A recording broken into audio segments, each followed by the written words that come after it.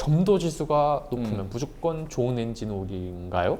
아니요. 이론상은 좋다고 말할 수 있겠죠. 왜냐면 점도 지수가 높다는 얘기는 100도에서도 확 안 묽어지고 저온으로 내려갔을 때 지금 점도 확 안 높아진다는 얘기죠. 점도 지수는 계산값입니다. 100도 점도, 40도 점도를 계산해서 뽑아내는 지수예요. 그래서 점도 지수가 예를 들어서 뭐 170 이상이 되면은 이거는 합성 엔진 오일로 만들었네 이렇게 얘기할 수가 있고, 높을수록 온도에 대한 점도 변화가 적다. 저온으로 내려갔을 때 확 짙어지면 안 되잖아요. 100도는 거의 비슷합니다. 그걸 얘기를 하는 게 때문에 저온 점도의 특성이 시동이 걸리냐 마느냐 이런 거가 있잖아요. 그냥 갑자기 굳어버리면 안 되잖아요. 그래서 그런 것들의 점도 지수가 높으면 이론상으로는 좋아요. 근데 점도 지수를 대부분 신유에서 측정을 해놓거든요. 근데 이거를 인위적으로 만들 수가 있어요.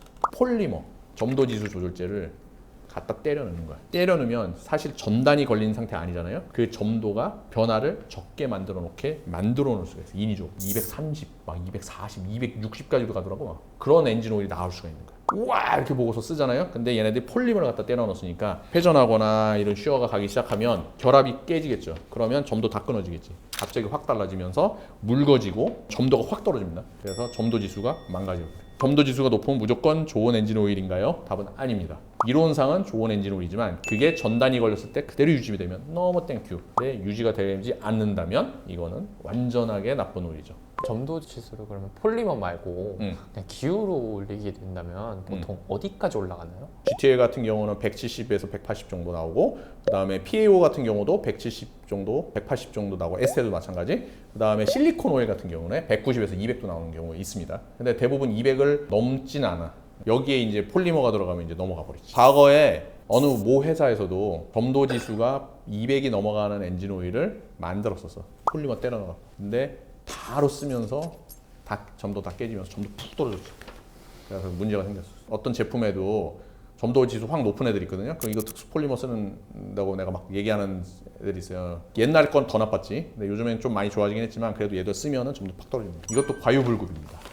200을 넘는 거면 폴리머를 쓴 걸 의심을 해봐야 되고 그 언저리에서 놀고 있는 거는 정직하게 만든 점도 지수다 하는 걸로. 그럴 수 있죠.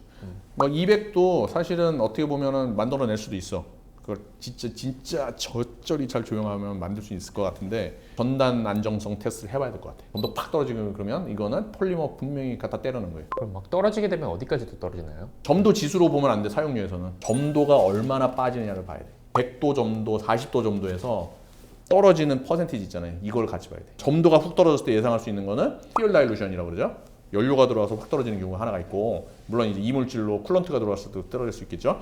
그거 안 들어왔는데 확 떨어지면은 아까 얘기한 폴리머 같은 거 써서 확 높여놓은 거야. 그럼 푹 떨어져요. 감사합니다. Come out. Come out. Come out.